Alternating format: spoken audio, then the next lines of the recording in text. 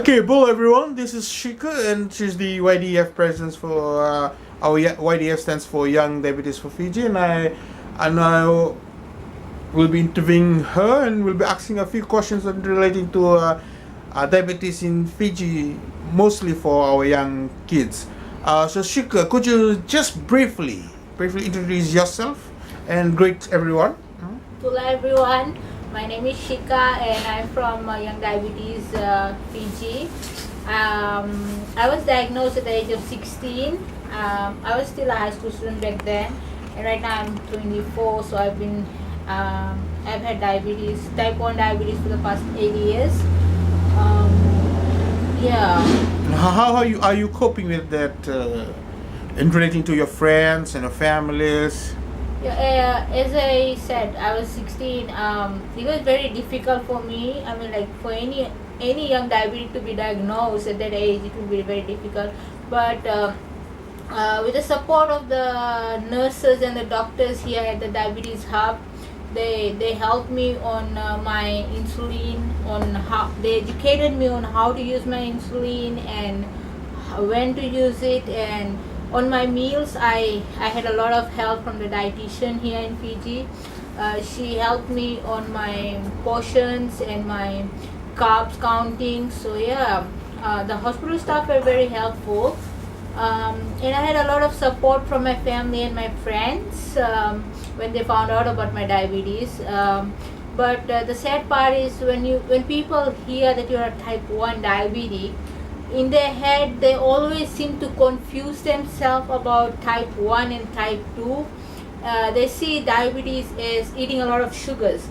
So when my family, so if I went to parties and people knew that I was a type 1, they'll try to avoid my eating habits. Like they'll tell me, are you, like if I'm eating something, they'll come up to me and say, are you supposed to eat that? Isn't it like a bit high in sugar? And I always felt like they didn't want me there. Everybody was always trying to tell me not to do that, not to eat that. And I think it's basically the mentality. They just confuse type 1 with type 2s. But nevertheless, with time I did my research and I kept correcting them, and I still am correcting a lot of people about type 1 and type 2 diabetes. Well, what are some other challenges you faced, especially support from the government or the assistance from the hospitals? Yeah, I mean, when I was diagnosed, we were like living in the, my parents were working, but we were still living in the poverty line. We were not that well off, and for any type 1, they would know, for type 1 diabetes, we need to, manage our sugars. We need to check our sugars more often, and we need to inject ourselves and make sure we eat the right amount of food, the carb counting and everything.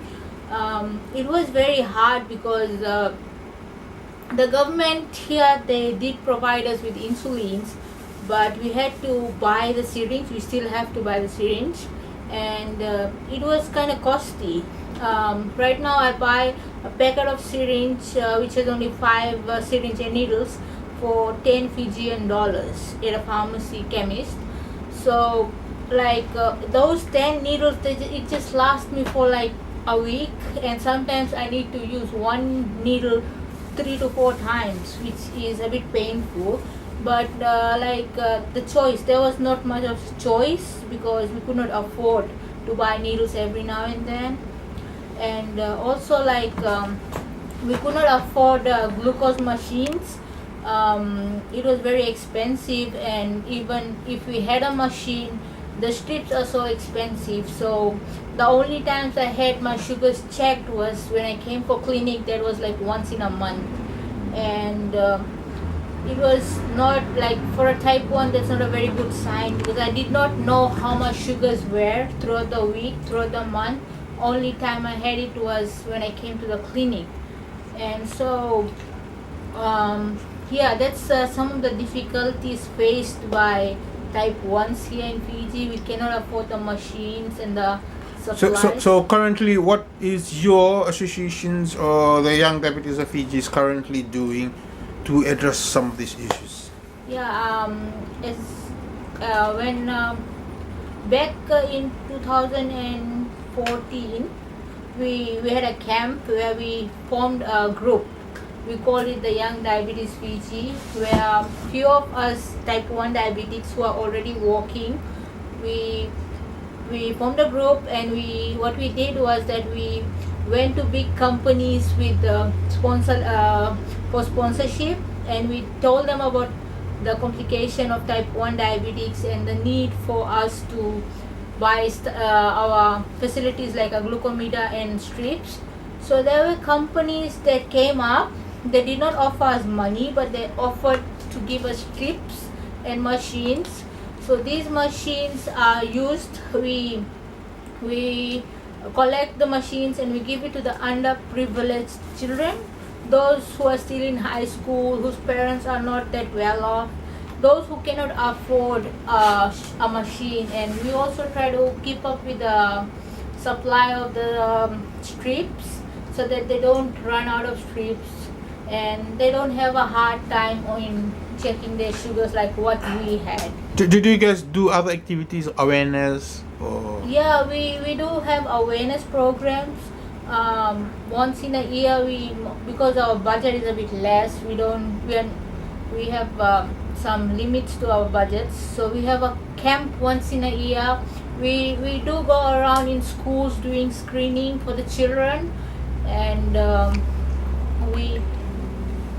we have open days like where people come and see, and then they register with YDF as a volunteer, or if they need mentors. Like for us, when we were diagnosed, we thought we were the only ones, but since we've been through those days, we want other young diabetes to have someone by their side who can tell them the work is not easy, but it's worth the while. We can do it.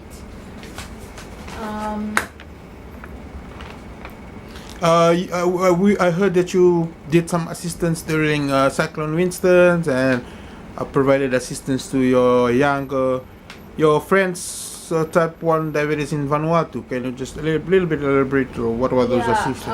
As I said, our group is not that big, but we do have some cash in our account from our sponsors and stuff, which we use it for our rainy days. So when Fiji got struck by Cyclone Winston, we tried to do some book drives and some walkathons, collected some money, and we reached out to our patients who were in need, who did not have medication.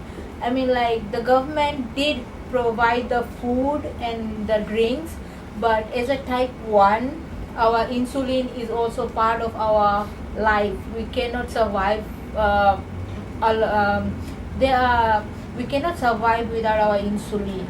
So we bought some insulins and the syringes, and we gave it out to the communities that were needing it. And we also helped our friends in Vanuatu during the cyclone, when they were a bit hurt and they had ran out of insulins. It was a very tragic time, and what we did was, we, as a group of young diabetics from Fiji, we sent some boxes of insulins to our friends there. Okay, lastly, what are some of your advices? Hearing all the challenges you have, what are some of the advices you would give to another young person suffering from type 1, or to a parent who has a child having type 1 diabetes? Thank you. As a type 1, I would suggest to another type 1 to please, if you can just find a way to connect to our group, YDF, Young Diabetes Fiji. Why I'd say that is that because you will, when you join a group, here we have a lot of other type 1 diabetics. They have gone through what you are going through. The experience is not the same exactly, but nearly the same as we would understand what you're going through. And parents, I would suggest that you give your child a bit more attention, but not too much. I mean, as a Pacific type 1 diabetic, I would know. My parents are always on my head saying, "Are you taking the right amount of food?" And this and they care a lot, but sometimes it gets a bit, we get a bit upset about it, like too caring. And to the society, I'd like to send a message to the society. In the Pacific, one of the things that we struggle with is people don't accept us as a type 1. If they see, like in my culture, if they see that you're a type 1, people don't turn to like accept you as a family member in the future. Like girls are finding it hard to get married, to get a partner to get married to, just because they are type 1. We are still normal people. We still eat the same food. We still live the same life. It's just we live a healthier life. We look at our diet. We work on our diet. We do our carbs counting, and we just need a little insulin every day.